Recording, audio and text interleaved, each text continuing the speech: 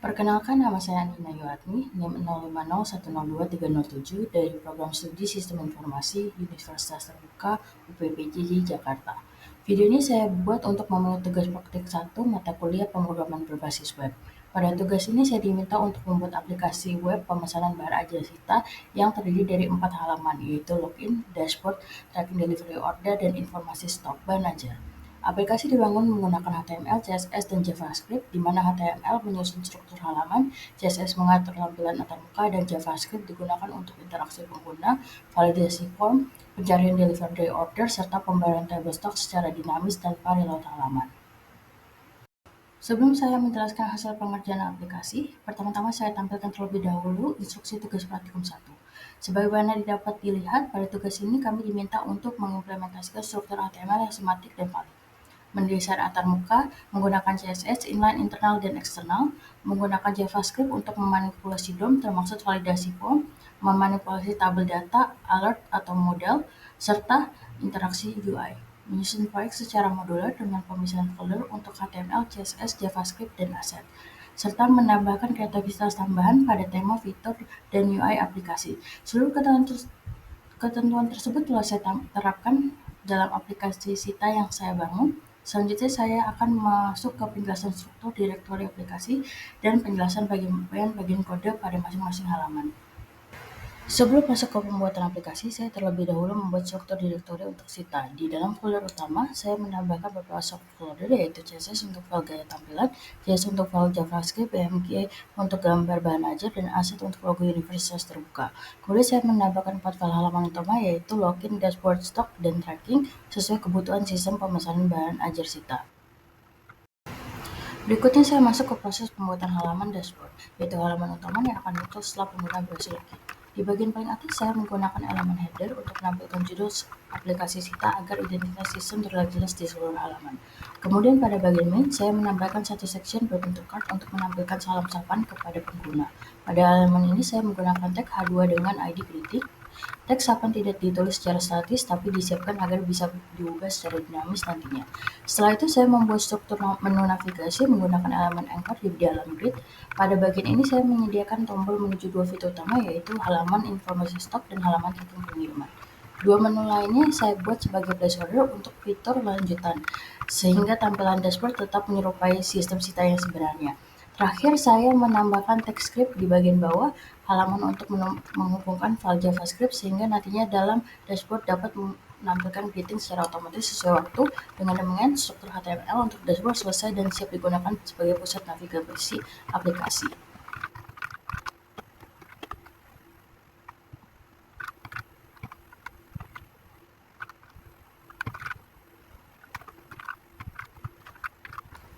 Kemudian saya membuat halaman login sebagai pintu masuk utama ke aplikasi Sita. Struktur halaman dimulai dengan elemen header yang berisi judul aplikasi agar pengguna langsung mengetahui konteks sistem yang sedang diakses. Selanjutnya pada bagian main, saya menambahkan section bentuk card yang berisi form login, di mana form ini terdapat dua input utama, yaitu input email dengan tipe email dan input password dengan tipe password. Masing-masing dilengkapi label dan placeholder agar pengguna memahami data yang harus diisi. Saya juga menambahkan tombol login menggunakan tag button agar pengguna dapat mengirimkan form untuk proses verifikasi.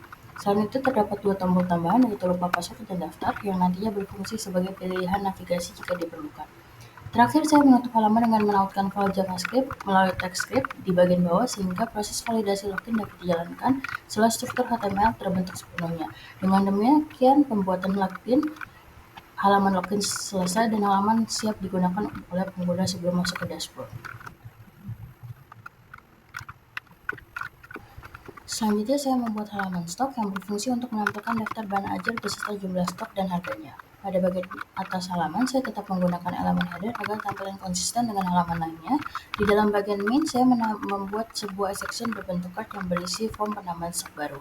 Form ini memiliki 4 input, yaitu kode bahan ajar, nama bahan ajar, jumlah stok, dan harga. Di bagian bawah form terdapat tombol tambah stok untuk menambahkan data baru ke tabel. Setelah form, saya membuat elemen tabel untuk menampilkan seluruh daftar bahan ajar. Tabel ini memiliki kolom kode, nama, stok, harga, dan aksi. Kolom aksi nantinya akan menampilkan tombol untuk menambah atau mengurangi stok secara langsung.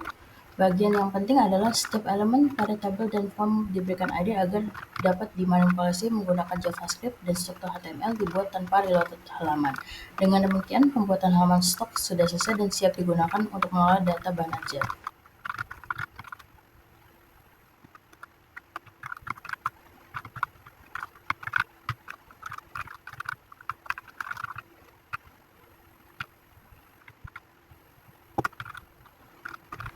Selanjutnya saya membuat halaman tracking untuk pelacakan pengiriman delivery order atau DO. Pada bagian paling atas saya menampilkan judul halaman dengan elemen header agar pengguna langsung mengetahui fungsi halaman ini. Di dalam area utama saya menampilkan sebuah card berisi form pencarian yang terdiri dari input nomor DO dan tombol cari. Kedua elemen ini diberi ID agar dapat diakses oleh JavaScript saat proses pencarian. Setelah itu saya menyiapkan card kedua untuk digunakan menampilkan hasil pelacakan. Di dalamnya terdapat informasi seperti nama penerima, tanggal kirim, ekspedisi, jenis paket, dan total pembayar, serta elemen progress bar untuk menunjukkan status pengiriman dalam persen. Setiap data ditampilkan menggunakan elemen span yang memiliki ID khusus sehingga nilainya dapat diperbarui secara dinamis ketika pencarian berhasil. Pada awalnya, card hasil pencarian disembunyikan dengan atribut hidden dan baru akan ditampilkan ketika DO ditemukan. Di bagian paling bawah halaman, saya menautkan file data.js untuk memuat data pengiriman, diikuti dengan tracking.js untuk menjalankan logika penjaringan. Dengan demikian, halaman tracking sudah siap menampilkan status pengiriman secara interaktif.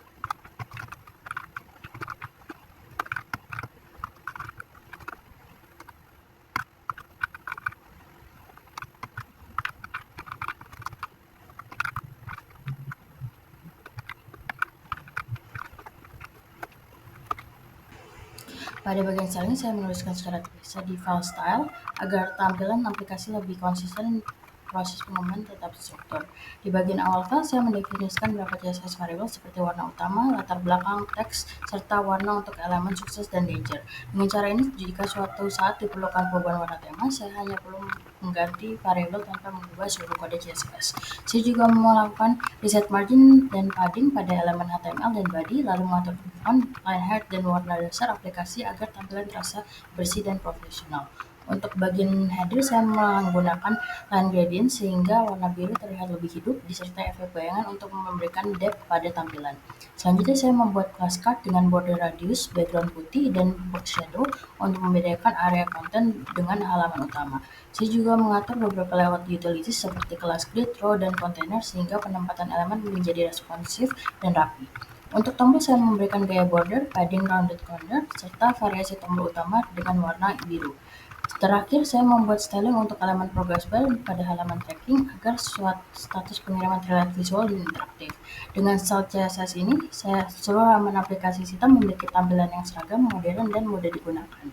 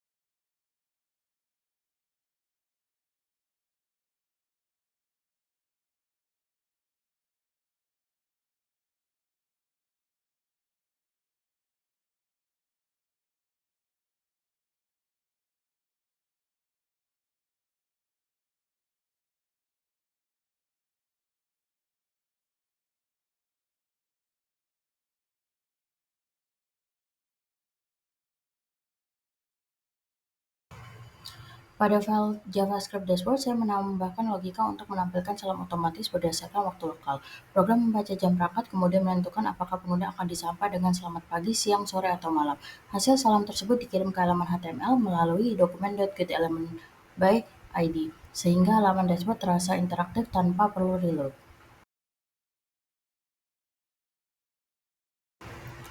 Pada file JavaScript login, saya membuat proses validasi login. Ketika tombol login ditekan, JavaScript membaca email dan password dari form, kemudian mencocokkannya dengan data akun di file JavaScript data. Jika sesuai, sistem menampilkan pesan berhasil dan mengarahkan pengguna ke dashboard. Jika tidak sesuai, sistem menampilkan alert sebagai feedback agar pengguna memperbaiki input. Pada file JavaScript data, saya menyimpan data yang digunakan aplikasi, yaitu daftar bahan ajar untuk halaman stok dan data delivery order untuk fitur tracking. Hal ini dipanggil sebelum JavaScript utama agar seluruh data dapat dimanipulasi tanpa backend. Pada file JavaScript stock, saya membuat logika untuk menampilkan dan mengelola daftar bahan ajar secara dinamis tanpa reload halaman. Pertama, saya membuat fungsi render table untuk membaca data dari data bahan ajar, lalu menampilkannya ke dalam tabel menggunakan create element dan inner HTML. Pada setiap baris tabel, saya menambahkan tombol +1 atau -1 yang terhubung ke fungsi add stock dan reduce stock, sehingga jumlah stok bisa ditambah atau dikurangi secara langsung. Kemudian saya menambahkan event pada tombol tambah stok yang mengambil input kode, nama, jumlah stok, dan harga di form. Jika ada input yang kosong atau tidak valid, program memberikan alert sebagai feedback. Jika valid, data baru dimasukkan ke array data bahan ajar, tabel dirender ulang, dan alert sukses ditampilkan. Dengan logika ini, seluruh perubahan stok dan penambahan bahan ajar terjadi secara real-time melalui manipulasi DOM.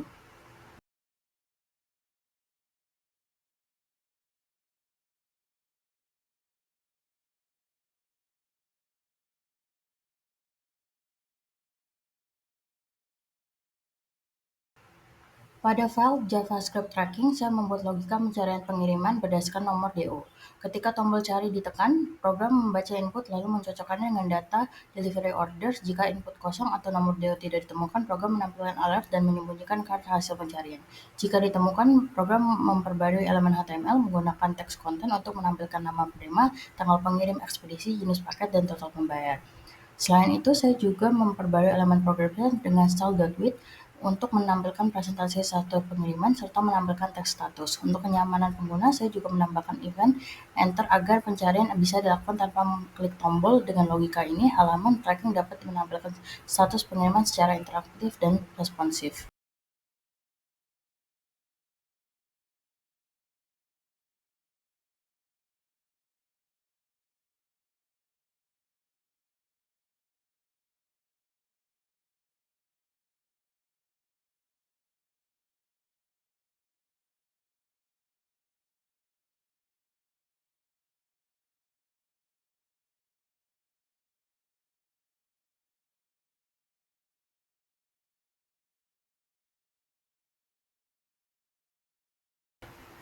Pembuatan aplikasi sudah selesai. Selanjutnya saya akan melakukan pengujian terhadap fitur-fitur dashboard. Sebelum saya melakukan pengujian, saya akan memasukkan beberapa data dummy, data delivery, dan juga akun agar saya bisa mengecek fitur secara maksimal. Saya akan coba run sekarang. Saya akan coba masukkan akun dummy yang saya buat, @ut.aj. Jika saya salah memasukkan password, saya akan mendapatkan alert seperti ini. Dan jika saya memasukkan password dan email dan kata sandi yang benar, saya akan mendapatkan alert seperti ini dan redirect langsung ke dashboard. Saya akan mencoba fitur informasi bahan ajar. Seperti yang bisa dilihat, fitur penambahan atau pengurangan stok berfungsi dengan sangat baik. Untuk penambahan stok baru, dengan kita coba menambahkan W006, komputer 1, jumlah stok 20, dengan harga 80.000, tambah stok. Bisa dilihat penambahan stok berfungsi dengan baik. Kembali ke dashboard, saya akan melakukan pengecekan pada track pengiriman. Saya akan mencobakan masuk nomor pengiriman DO001. Seperti yang bisa dilihat, data-data pengiriman muncul serta status dan persentase, dan status sekarang pun juga muncul DO22. 3. Seperti yang bisa lihat, seluruh fitur-fitur dashboard sudah berfungsi dengan baik. Sekian dari saya, terima kasih.